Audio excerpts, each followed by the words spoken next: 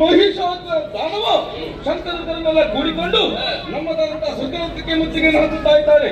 ಅವರಿಗೆ ತಕ್ಕ ಶಿಕ್ಷೆಯನ್ನು ಕೊಡಬೇಕು, ತಡ ಮಾಡುವುದಲ್ಲ. ನೀವೆಲ್ಲರೂ ನಿಮ್ಮ ನಿಮ್ಮ ಆಯುಧವನ್ನು ಹಿಡಿದುಕೊಂಡು ವಾಹನವನ್ನು ಯಾರಿ, ವಜ್ರ ಆಯುಧವನ್ನು ಹಿಡಿದುಕೊಂಡು ಐರಾವತವನ್ನು ಯಾರಿ